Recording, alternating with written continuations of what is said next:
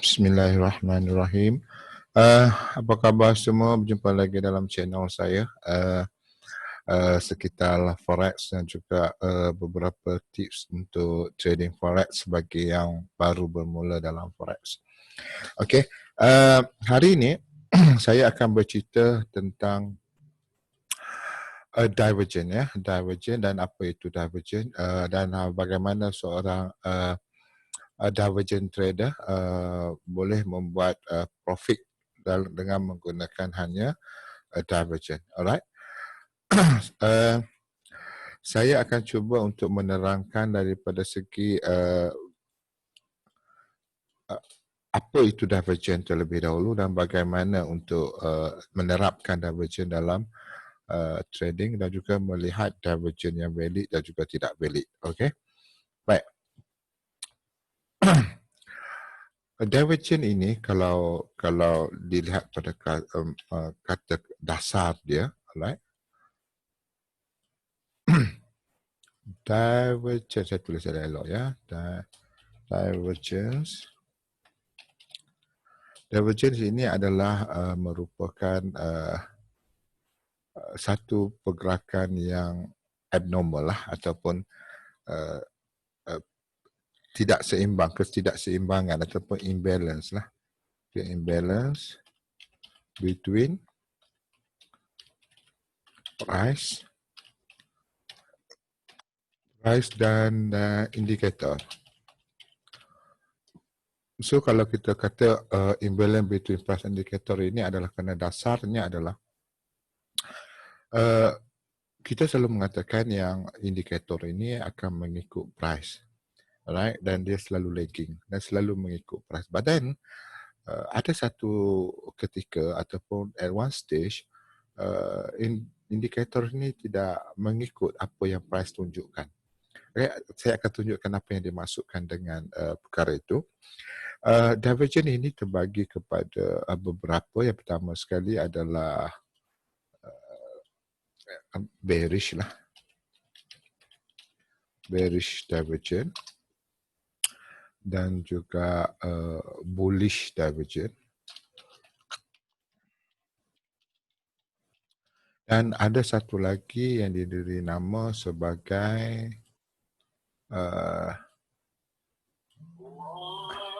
hidden divergent. Okey. Sebentar ya.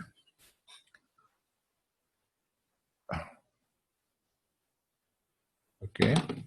Ada satu lagi yang diberi nama dengan nama hidden divergent. Baik, yang ini saya akan ceritakan dalam bab yang ataupun chapter yang seterusnya. Okey. Dan hari ini saya akan fokus kepada divergent sahaja. Apa yang dinamakan dengan divergent, right? Dan divergent ini adalah imbalance between price and indicator. Okey, sudah kita memahami bahawasanya, okey, saya bagi satu contoh. Apabila satu price ni sedang meningkat, alright, dan dia membentuk pergerakan seperti structure zigzag begini ya. Dan kita melihat ada satu kenaikan demi kenaikan dan demi kenaikan. Dan untuk detect divergent, anda boleh menggunakan apa-apa indikator. RSI boleh, stochastic boleh, MACD boleh, okey. Dan dalam kes saya menggunakan awesome oscillator. Baik, di awesome oscillator kita akan melihat awesome oscillator ni dia seperti ini ya. Saya akan masukkan sebentar ya. Mana dia? Mana dia? Ini. Okey. Okey. Okey, dia seperti ini ya. So you boleh nampak dia punya bukit lah. Okey, dia punya bukit dan lembah. Dan setiap satu bukit dan lembah ni ada makna yang tersendiri lah. Okey. Baik, kita padamkan dulu yang ini. Dan kita dapat melihat di sini bila market ini naik, dan dia naik, okey. Dan di sini adalah high dia. High 1, saya letakkan high 1. Dan di sini juga membuat high 1. So ini adalah situasi normal kerana market ini mengikut apa ni, indikator ini mengikut apa yang ditunjukkan oleh price. Kemudian dia membuat satu pullback dan saya namakan di sini low 1. Low 1. Okey. Low 1. Dan low 1 ini juga ditunjuk oleh di sini. So bila mana dia pullback, itu pun pullback. So kedua-dua ini kita katakan dalam situasi seiring dan sekata. So tidak ada yang abnormal. So kedua-duanya balance. Kemudian dia naik lagi membuat high 2. Alright, dia membuat high nombor 2. Dan dalam situasi yang trending, anda juga akan dapat melihat AO ini akan membuat akan membuat high yang kedua. Okey. Dia akan membuat high yang kedua di kawasan sini. So kita boleh nampak peningkatan daripada high ini ke high ini. So pergerakan dia adalah ke atas. Dan kita boleh nampak high ini ke sini juga. Gerakannya adalah ke atas. Dan suddenly kita boleh melihat sometimes dia buat pullback. So ini kita katakan sebagai low 2. Dan di sini dia buat pullback sampai di area sini low 2, di sini juga dia buat low 2. Baik. Kemudian market meneruskan momentum up, alright. Market meneruskan momentum up, okey. Ini dia buat new high, yang ini pun buat new high. Tetapi di sini market membuat high 3. Bila dia buat high 3, alright, kita melihat something yang agak abnormal berlaku kerana bila dia buat high 3 dan dia break di high kedua, kita akan dapat melihat di kawasan AO ini, di high 3 ini, dia tidak mahu mengatasi high 2. Right? Sedangkan dalam situasi normal, apabila market membuat new high, AO juga akan buat new high. Sebab ini kita mengatakan indikator itu lagging dan juga mengikut price. Tetapi dalam satu-satu kes, bila mana mahu berlaku satu pergerakan yang besar, AO ini dia akan cuba untuk memberitahu kita satu indikator ataupun satu signal yang akan menyebabkan kita lebih berhati-hati. Kita melihat daripada low 2 ini, dia membuat new high dengan breakout di high 2. Di low 2 ini sepatutnya kalau dalam situasi yang normal, kalau dalam situasi yang normal, yang ini, okay, dia mesti naik dan juga break high ini sesuai dengan yang ini juga break high ini, maka kita akan melihat satu benda yang new high dan new high dan new high dan new high. Maksudnya trend itu continuous. Tetapi dalam kes yang tertentu, bila kita jumpa high 3 ini tidak mampu break high 2, manakala di price high 3 melebihi daripada high 2, ini yang kita katakan sebagai divergent. Iaitu ketidakseimbangan di antara price dengan indikator. Right? Satu pihak membuat new high, satu pihak tidak membuat new high. Okay. Jadi inilah yang dinamakan sebagai indikator dan dinamakan divergent, dan inilah yang akan kita ambil sebagai precaution ataupun berhati-hati dalam membuat buy. Baik. Bila kita melihat kepada hukum Elliott wave, alright, ini yang kita namakan sebagai divergent. Ini kita namakan sebagai divergent bila mana indikator ini tidak mahu lagi buat new high, tidak mengikut, tidak sesuai dengan pergerakan market yang buat new high. Seolah-olah dia memberitahu, no, I'm not going up anymore. No, I'm not going up. This indicator is telling us yang dia tidak mau naik. Manakala price ini naik seolah-olah membuat satu fake out, satu penipuan. Baik, dalam kiraan Elliott wave, kalau kita melihat di sini adalah satu, okey. Manakala pullback ini adalah 2,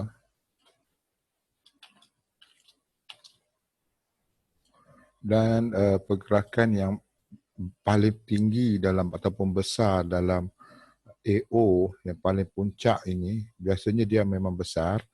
Ini dinamakan dengan wave 3. Okey. Manakala ini adalah wave 4.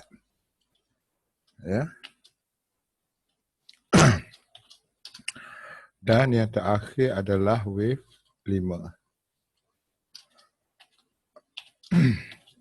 Di sini kita boleh mengambil satu kesimpulan, iaitu pertama sekali adalah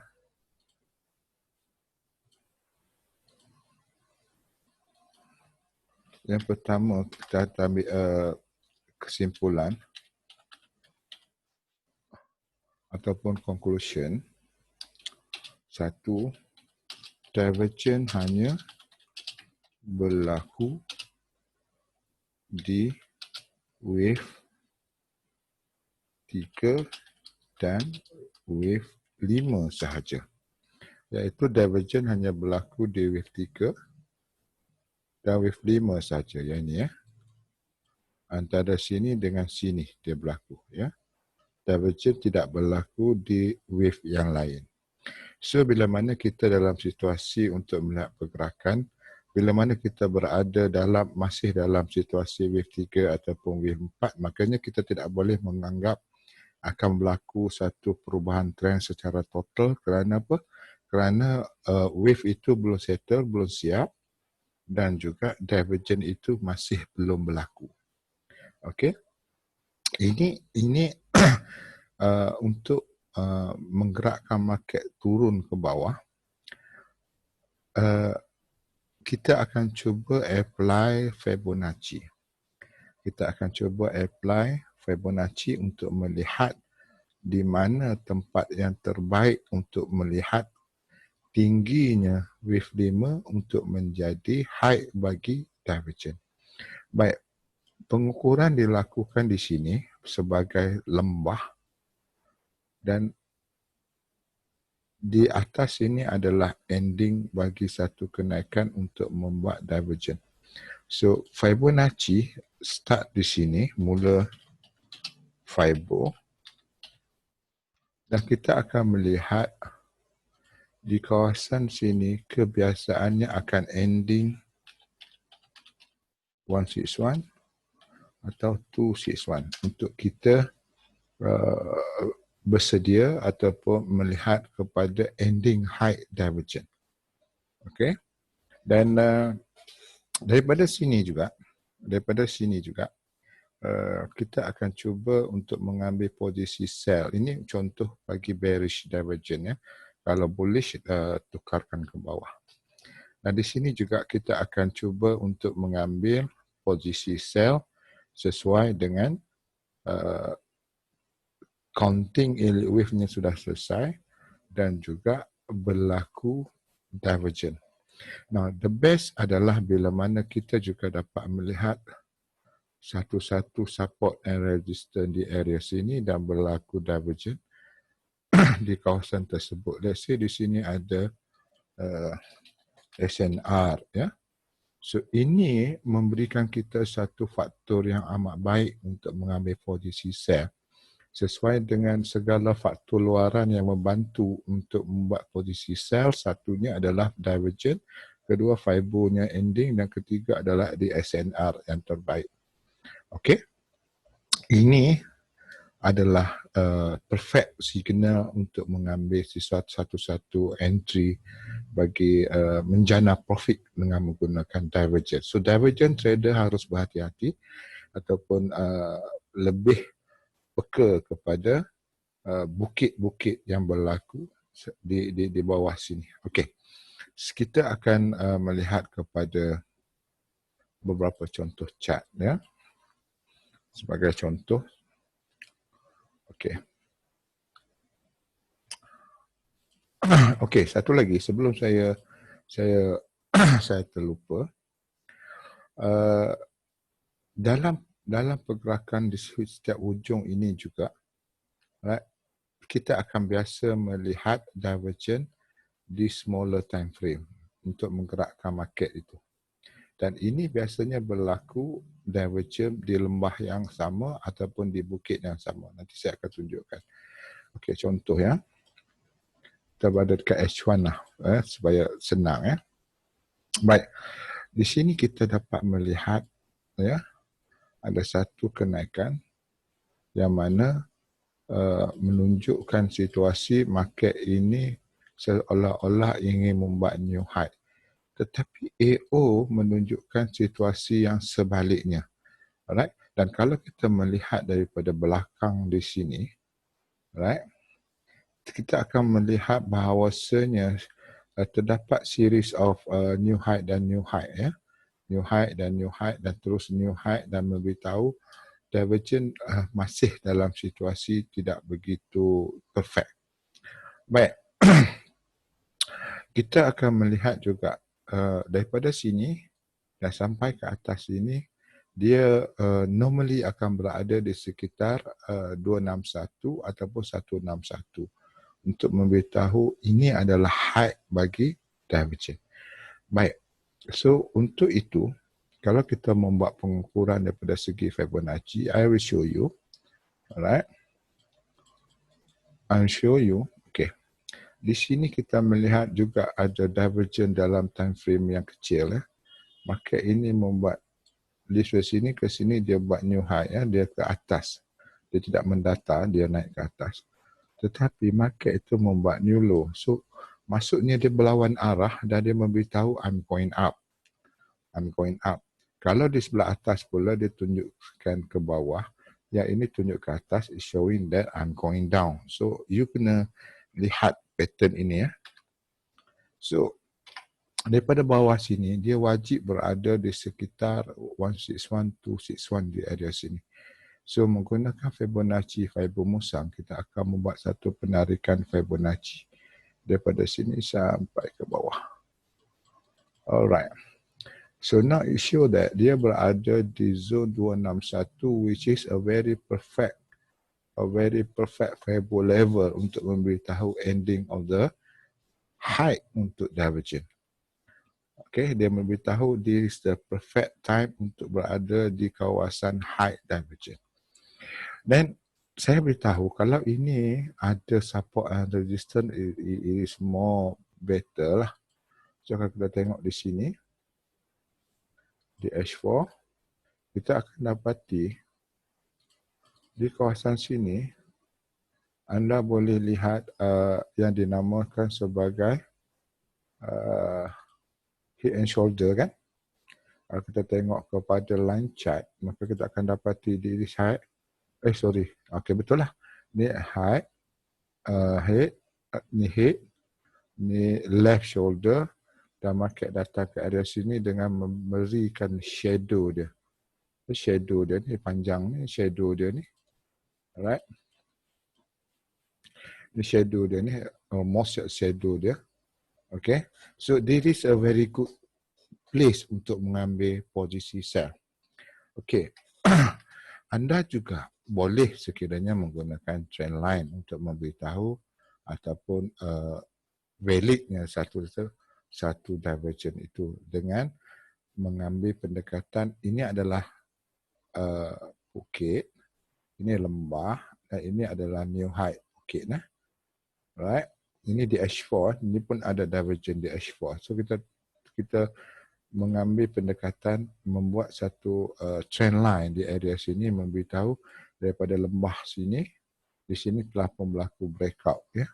So ini adalah cara yang saya duduk dekat H1, ini adalah cara yang cara lama lah, cara yang biasa yang lebih jumpa dalam Google ataupun di mana-mana bahan bacaan. Tetapi untuk FMCBR, kita ada cara bagaimana untuk melihat divergent dan juga bagaimana untuk mengukur. Okey, ini saya bagi contoh. Kita jangan pergi terlalu terlalu detail dalam soal itu, sebab apa yang saya nak beritahu adalah bagaimana divergent trader ini mampu untuk develop profit.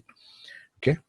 Kita divergent trader ini juga seorang yang sabar. Okey, seorang yang sabar. Baik, contoh di sini ya. Ada satu kenaikan very drastic, kemudian ada satu penurunan, kemudian ada satu kenaikan yang tidak mampu mengatasi high di sini. So ini kita namakan sebagai divergent, walaupun di bukit yang sama, kategorinya adalah divergent, dan ini jelas untuk dapat dilihat di smaller time frame. Alright, nampak tak? Okey. Kenapa dia berlaku di bigger time frame di bukit yang sama dan juga di smaller time frame di bukit yang berlainan. Okey, dan itu pentingnya bagaimana kita menggunakan multi time frame. Alright. Baik. Seperti yang saya beritahu, apakah syarat dia adalah high di sini mesti 161 atau 261 dan dia berlaku di antara wave 3 dengan wave 5. So kalau kita mengambil secara secara khusus ataupun detail, okey. Di sini high, di sini yang paling besar ini menggambarkan pergerakan wave 3 lah. Right, pergerakan wave 3. Okey. Kita boleh nampak di sini dan whatever yang turun is wave 4. Kemudian kita boleh nampak ada satu wave 5 yang mengandungi 5 wave 1, 2, 3, 4 dan 5. Baik. Di sini, daripada sini sampai ke lembah di sini, pergerakannya mesti berada di sekitar 161 ataupun 261. Dan kita mengukur base pada pecah CB1 sini, kita lihat ya. Okey. So kita mengambil sini sampai ke sini.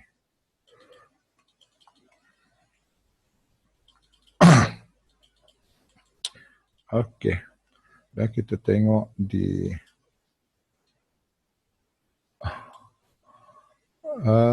dia berada, sorry. Saya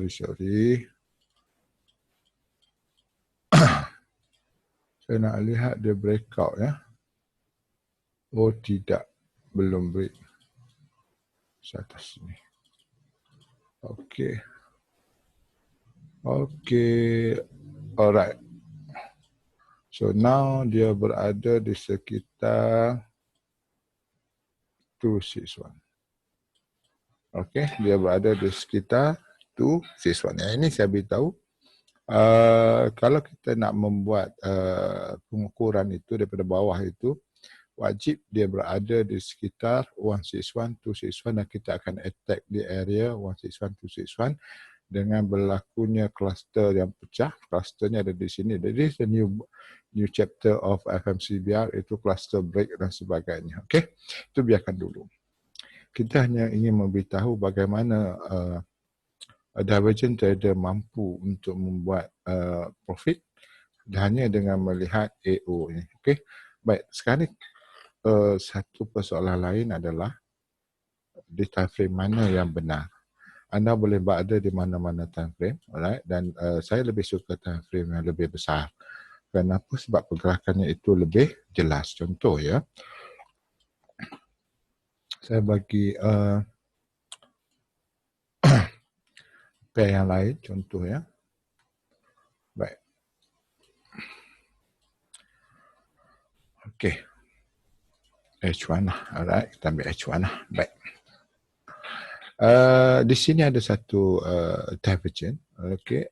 Kita melihat market membuat new high. New high.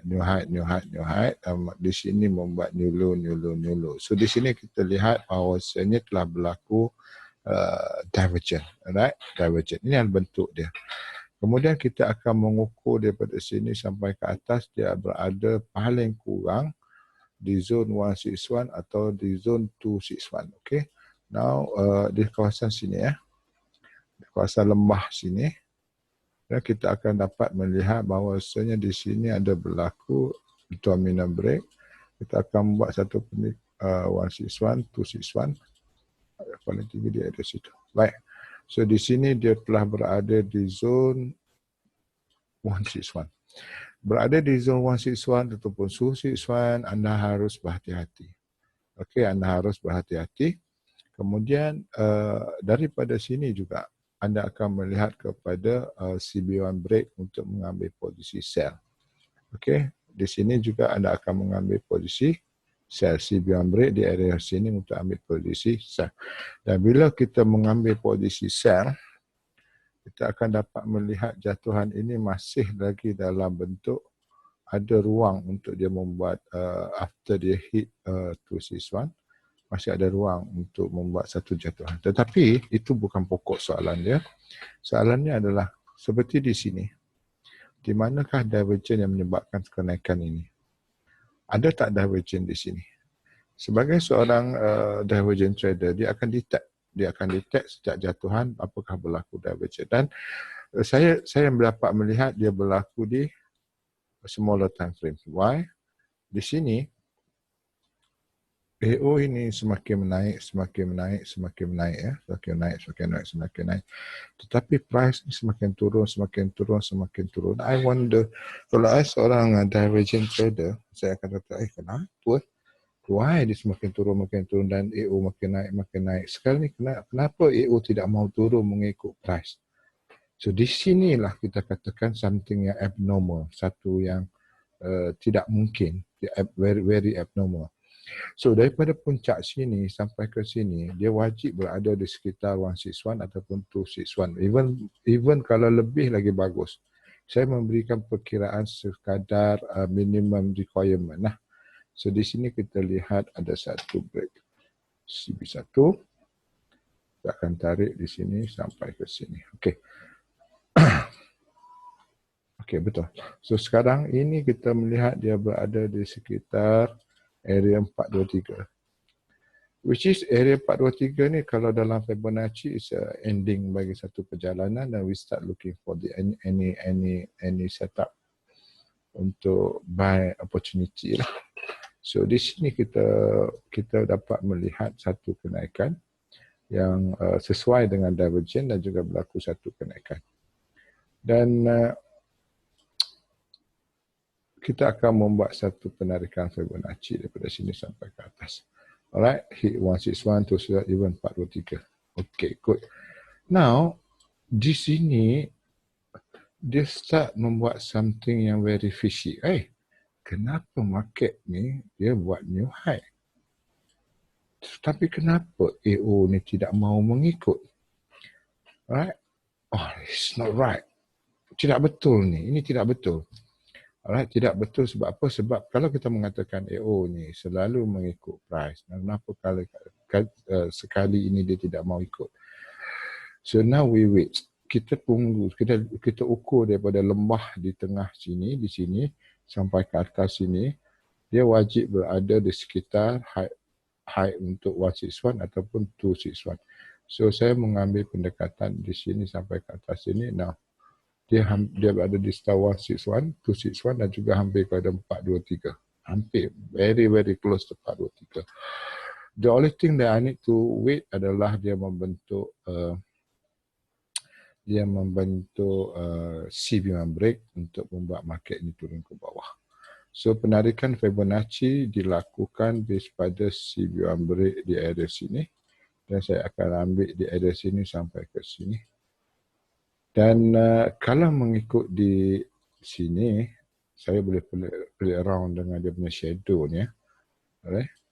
Dan mengikut di sini, saya mengambil pendekatan bahawa semakin ini akan boleh sampai area sini. Right? Sebab di sini ada divergent. Dan divergent ini memberitahu kita kalau ikut pada hukum either wave-nya adalah di antara 3 dan 5. So kita boleh tengok 1, 2, 3 dan juga buat 4. 4 di area sini dan sini adalah 5. Di sini adalah 5. So di sini dia akan buat A, dia buat B dan dia buat C area sinilah. So untuk divergent trader, the reason kenapa kita mengambil satu-satu. Okey, satu lagi. Untuk divergent trader, mereka ni pantang. Saya juga begitu. Pantang membuat entry di bukit yang pertama. Okey, ini bukit pertama. Ini bukit kedua. Sekali-kali mereka tidak akan membuat sebarang entry di bukit pertama kerana mereka tahu whatever yang turun is a pullback untuk buat divergent, buat new high. So kalau ambil sell di sini memang naya lah. Mereka akan alert ataupun amat berhati-hati untuk mengambil sebarang entry mengelak daripada masuk di bukit yang pertama. Okey, contoh lagi. Okey, ini contoh ya. Saya ambil kecil sikit. Okey, nampak tak? Ini adalah bukit yang pertama, lembah yang pertama. Buat satu pullback, ni lembah yang kedua. Dengan adanya lembah kedua ini, barulah di sini terbentuknya divergence secara structure yang boleh nampak secara jelas. Ya. Ini buat new high, buat semakin ke atas, yang ini semakin buat low. So, ini lembah yang pertama yang dielakkan untuk trade. Kenapa? Kerana kita tahu nanti akan berlaku new low untuk buat divergence. Dan inilah yang dielak daripada trade oleh divergent trader. Saya juga mengelak untuk trade di kawasan sini. Kita tengok lagi. Okey. Ini juga ada satu divergent. Daripada sini sampai sini. Daripada sini sampai sini. Alright. Ini ada besar. Which is yang besar ini adalah lembah yang pertama. Ini dia elak trade. Kenapa? Nanti akan berlaku new low untuk membentuk divergent. So kita akan attack di lembah yang kedua atau bukit yang kedua. Di sini ada juga divergent. New high. A very small low. Okay. Yang ini dielak untuk trade, tapi di sini sudah berlaku sebenarnya. Cumanya ini tidak terdapat FMCBR ada satu dinamakan sebagai pintu dia belum buka pintu dia. So itu nantilah detail bagaimana nak melihat divergent valid ya, kita akan masuk itu jugalah. So di sini juga ada divergent. Very small one tapi it's very good enough untuk mengambil profit. Right? Dan ini adalah hidden, nantilah hidden tu. Saya akan beritahu nanti. Alright, di sini juga ada divergent. Ada divergent ya. Yang ini tidak dibenarkan untuk trade. Kenapa? Kerana dia adalah lembah yang pertama, lembah yang kedua berlaku divergent dan baru kita trade. Okey, ini adalah sedikit sebanyak pengenalan bagi seorang divergent trader. Ya, tunggu di lembah ada bukit yang kedua. Di sini adalah syarat dia adalah untuk divergent trader adalah trade hanya di bukit atau lembah kedua sahaja. Okey. Bagi divergent trader, mereka tidak attack kepada lembah yang pertama atau bukit yang pertama. Ini yang pertama. Pertama ini kita macam mana nak kenal yang pertama? Pertama ini biasanya yang paling tinggi. Yang paling tinggi itu yang pertama lah. Kita refer kepada AO, dia yang paling tinggi adalah pertama. Dan kita akan tunggu yang kedua yang mana tidak boleh mencabar ketinggian yang pertama. Dan di sini kita katakan telah berlaku divergent. Dan kita hanya attack hanya di lembah ataupun bukit yang kedua sahaja. Okey, alright. Itu saja untuk bagaimana melihat divergent, alright. Dan untuk bab seterusnya saya akan cuba untuk Fibonacci plus divergent dan juga akan masuk bab hidden divergent. Bagaimana melihat hidden divergent. Okey, so sekarang ini kalau dilihat, saya bagi satu tips lah. Sekarang ini kalau dilihat pada pergerakan market, saya beritahu lah. Analisa sedikit sekarang ini. Okey. Di sini kita melihat ada satu penurunan. Kemudian kita juga melihat apakah di sini berlaku divergent. Di sini tidak berlaku divergent. Oh sorry. Itu tidak break. Ini tidak break ini. Manakala yang ini membuat new low, yang ini tidak buat new low. Okey. So di sini ada break CB, so saya menganggarkan market ini akan sampai ke area sini. Tetapi saya harus wajib memberi ruang kepada pullback terlebih dahulu kerana di 15 minit sudah terlihat divergent. So kalau saya ingin mengambil keputusan untuk ambil sell, so saya akan ambil di area sini di kawasan zone 423. So kalau dilihat di H4 tadi, saya mensasarkan market ini akan turun buat pullback di area base sinilah, di kawasan base ini, dan barulah saya akan buat buy.